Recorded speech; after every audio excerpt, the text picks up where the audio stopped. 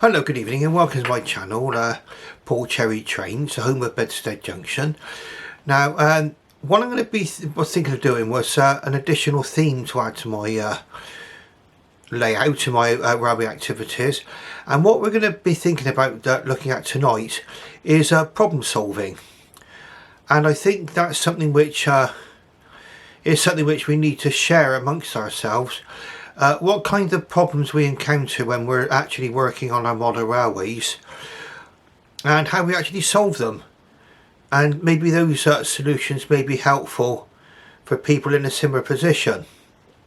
Now, the main problem that I've got is that my model railway is 6 feet by 4 feet, and there is nothing I can do about that. Certainly in the room it's in now, there is no space for it to become any larger. If it became any wider, I'd have no room down the sides, and if it was any longer, I wouldn't be sat here talking to you, okay? And that's what the problem is that I face. Now, one of the problems I had was with my sidings, my mainline sidings, or on the big station, and that's that when a 3-coach train came in, if it was anything other than the short Hornby coaches, the rear ends of the coaches would clash as trains were going in and out of the station. Now, what I've done is I've actually come across a solution for this, and this is going to be the first problem solving episode I'm going to cover, and I'm hoping it may provide a solution to other people. Now, also, it's going to be a little bit of a review, okay? And it might seem like a bit of a strange thing to be reviewing, but tonight I'll be reviewing a point, okay? A Hornby point. And I'll be showing that to you quite shortly, okay? And we'll also look and see how this might be helpful to someone who's working in a very, very small space. I mean, for a lot of you with track geometry and everything else, this might be a little bit basic. But really, I think working in a small space, space is going to always offer a challenge, and I think this particular time it was one that I quite like to rise to. Okay, so next time you'll be looking at this particular video, we'll be looking at the actual layout itself. Okay, so I'll be back with you in just a few moments. Now, please excuse any jerkiness in this footage. What we're doing is we're going handheld, because this is the way that I can actually illustrate the problem to you in the best possible way. Now, let's have a look. This is the overall view of my layouts, okay? That's what it looks like, the whole entire thing. Now, so out the blobs on the blotches on this layout. That's where the oil in the baseboard came through the paint. I'm going to need to really build new baseboards, I think. But anyway, that's to be another problem for me to solve. But the main problem I had with this particular layout is right here. At this point here. Now, what was happening was that if you had a long locomotive here, and let's see if we can shed some more light on this subject a second. Right, there we go, that's better. Bear with me just a moment, we're just going to go for a little bit more light.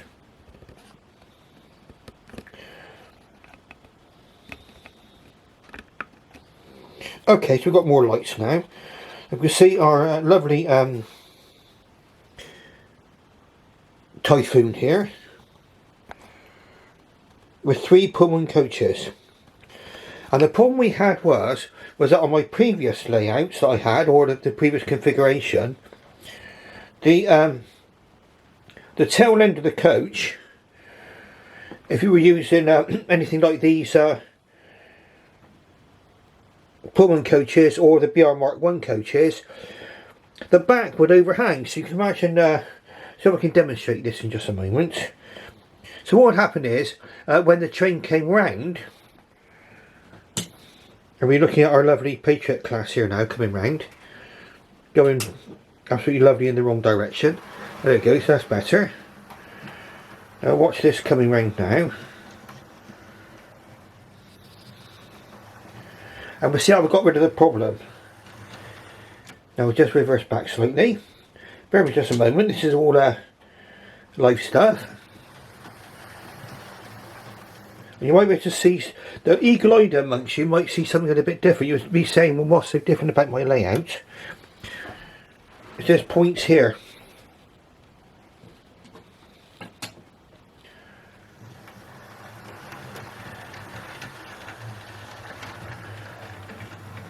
Now the problem I had originally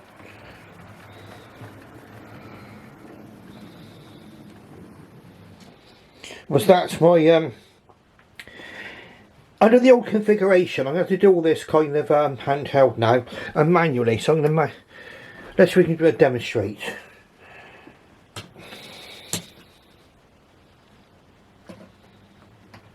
The way the layout was before, the back end of the coach would actually encroach on the path of this locomotive, of this coach is coming out. So what they do is they crash into each other because the coaches were too long for the siding which I was using. Now I solved this by changing this layout up here.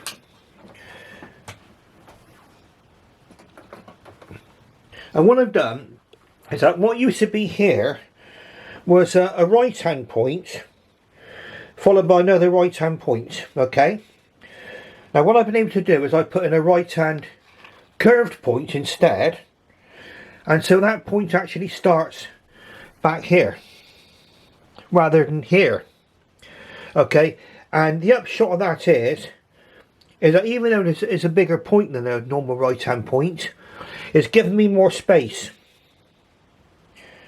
And it's meant that I can actually at least lengthen this siding here where Tornado is by at least 2 or 3 inches. In fact, what I was able to do, I was able to put rather than say a quarter piece of track here, a little short straight's gone on the end of there now. And now there's plenty of room for my locomotives to fit. Now, by solving this, it's actually made the operation of my railway much more enjoyable. Okay, I'm not having to worry about not being able to run my coaches anymore. I can actually run them now. And the next thing you'll see is a little running session. Right, so the points I'm actually using now, what I was using originally there was our 8073 right hand standard point. Okay, so that brought me off of the main line and I had a right hand standard point going into a right hand standard point. Now what I've done is, instead of coming off the main line with that standard right hand point, I've actually added a curve point, our 8075 curve point. Okay, a right hand curve point. These are very often used for it's either, say if you were going into a siding like I'm doing here onto another track, or you were going, say for example, from a third radius to a second radius track, you'd use a curve point like this, or possibly 2 curve points. But anyway, but here we go, this is what we've got here now. Now what we're going to do is we're going to have a look at Tornado running, I believe. Yes, we will be looking at Tornado running, and we'll see what effect we've had on our running. Okay, now we're going to have a nice little running session tonight, and I'm going to explain to you why these engines are very, very dear to me.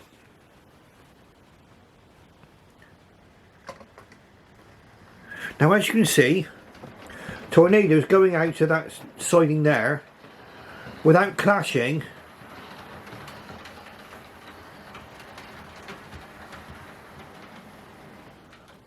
with the other train. Okay, and that's because the curve point is actually starts a little bit further back.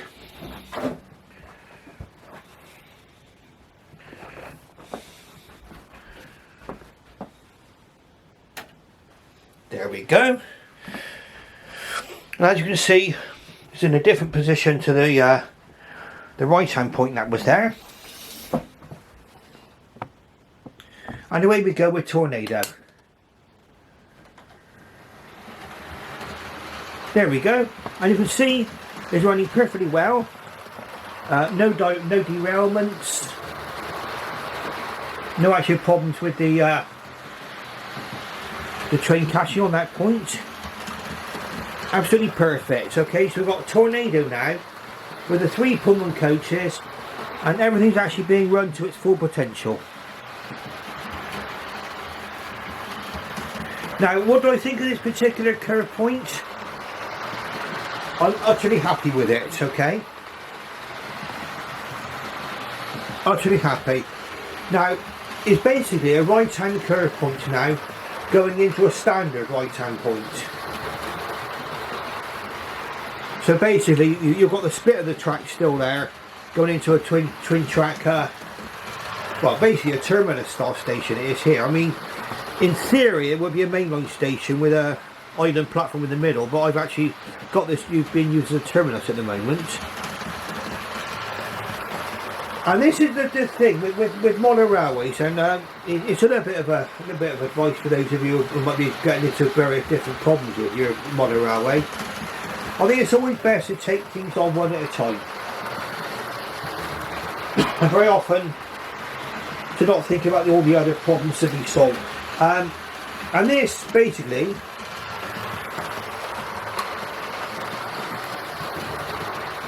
is one problem less. Now I think what I'm going to be doing is that it'd be nice for me to show you some of these problem solving exercises, and at least some of the things I've already done on these locos, etc. But I can talk about how I actually overcome my problems with these.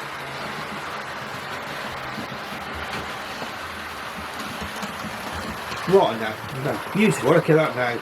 Now special significance for this, these are my 3 newly acquired Hornby railroad coaches, okay? And basically I've had to buy 2 brake cars and only 1 parlour car. And the reason I did that was because they've only got the name Rosemary available, okay? And whereas if you put the 2 car 65s at either end of this train, they don't notice so much. You've got 2 identical carriages, and the reason for that was that this is all that was available on Amazon at the time. But I managed to get these 3 railroad coaches for a cost of about £75 all in, okay, which isn't bad for 3 coaches. And I did a little talk about them, a closer look on my previous video, and what I've said about these are they're absolutely fine. I mean, okay, you've got some moulded detail on there, they don't light up, okay. I'm not so sure whether lighting up lit up coaches will be an essential for me. It's a nice to have, and I think that's the thing in life. There's a lot of things in life that are nice to have, okay. If you've got them, great, lovely, very nice. But for me, I've got what I need that suits my own personal requirements, and these Hornby railroad coaches may be actually suitable.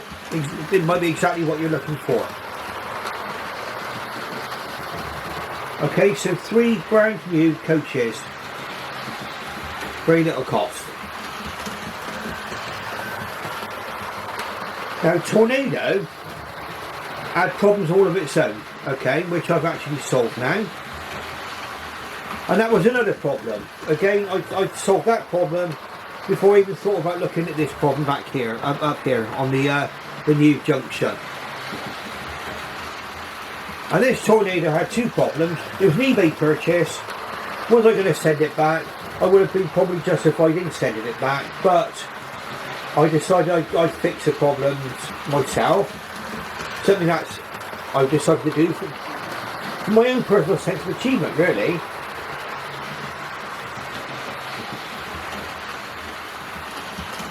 And what I got is a locomotive now that I'm really, really happy to run on my railway. Now, when I got this model, open up the box, I thought, hooray, I've got the one with the windows in it. I got the, because you can, some of these railroad tornadoes don't have glazing, but this one did have glazing. And the trouble was, it only had glazing on one side.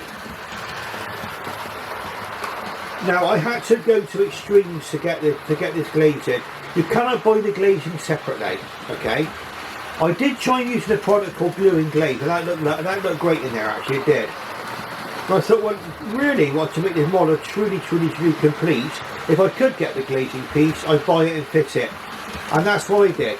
Eventually, I was able to buy a scrap for spares body, and I actually took the glass out of that body and transferred it into this one.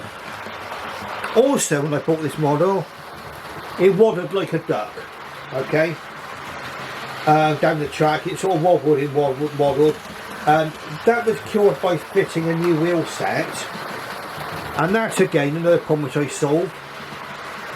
I just bought a brand new wheel set. It was only about £10 for a new wheel set, and it solved the problem completely. No more wobbles, no more wobbles in the wheels, and that is something which you might be worth looking at.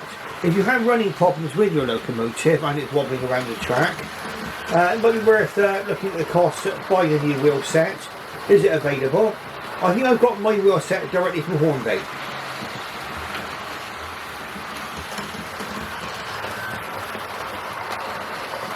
As a matter of fact, another part which you may lose or break, which you could get from Hornby, I don't need to because I glue mine on properly, but the smoke deflectors. The smoke deflectors can also be a bit loose on these. I've actually glued these on now, pardon me, with super glue. So now I've got a model that's got a complete set of glazing, doesn't wobble, and also the smoke deflectors are not flapping about all over the place. Okay, so that's all sorted now. And the reason why this particular train is dear to me, and why the name is, I got the coach called Rosemary. Rosemary is my late mother's middle name, okay? So I think about your mother when I'm running this railway, okay? Very, very nice of you to do that, okay? So that was a name that was an instant attraction for me. And then we'll be looking at another locomotive in a moment, where also a great deal of meaning for me too. And also, I had a problem. Now what we're going to do is we're going to run this one in now, and you'll be able to see more than ever the actual problem which I've solved. Okay, so we're just going to come up to here now.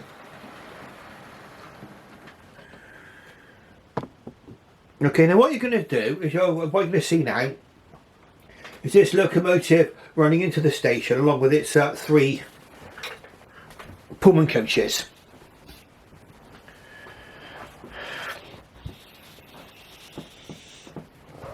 So we're just going to change the from the main line, and again bear in mind my other set of points started down here. Now it all starts here. Okay, it's a longer point, but it brought it a little bit further back, and it let me put longer sidings in just here. Okay, so just going to run into the station, and probably now the main benefit of this new configuration will become plain in just a few moments' time. Right, so in we run. That's beautiful. Okay, perfectly running in.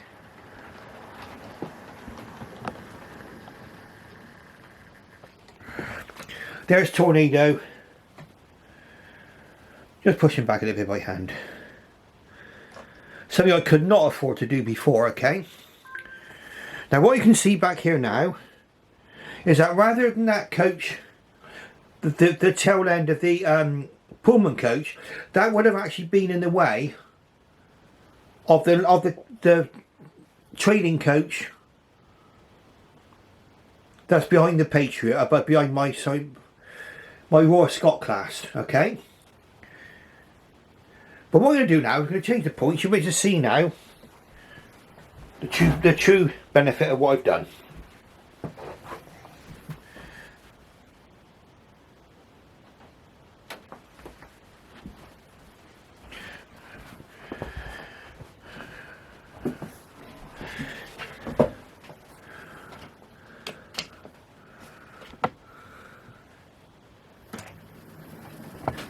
Now before, if I would have attempted this manoeuvre, the train itself, the coaches, the rear end of this train would have actually collided with the Pullman coach. But now there's plenty of clearance between the two ends of the coaches, okay? Allow me now to run this to its full potential. So I still might, I'm going to see if I can actually lengthen this side, the other siding here, the near side, nearest one to us. But at the moment, I'm overjoyed that I managed to solve my main operating problem. And it did represent an operating, my voice is going to go. It did represent an operating nightmare for me, because I could not use my BR Mark 1 coaches or these Pullman coaches without causing a collision on the right hand point there. Okay, so now away we go. This is Royal Scot class, and you'll see again it's running perfectly well over these points, over this particular curved point.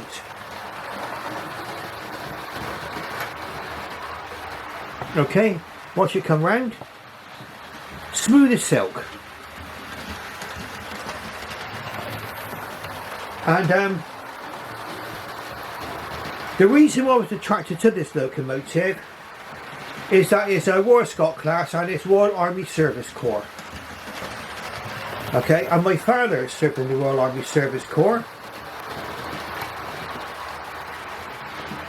And so it's got a special significance for me. Okay, I can think of my father serving in the early 1950s in the Royal Army Service Corps. Now,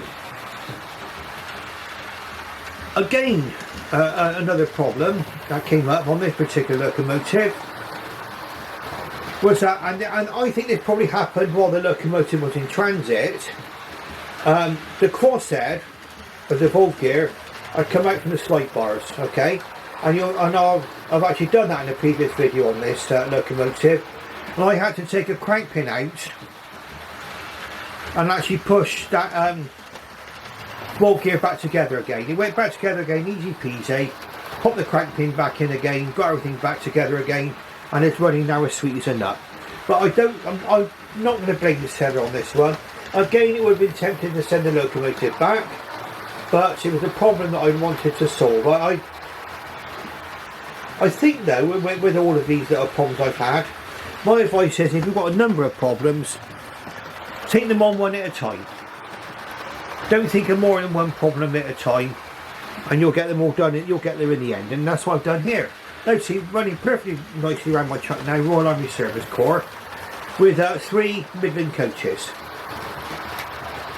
And these Midland coaches are a bit shorter than the parlour coach than these Pullman coaches. And so they will actually fit into this siding here. I might be able to lengthen this siding by a small amount as well here.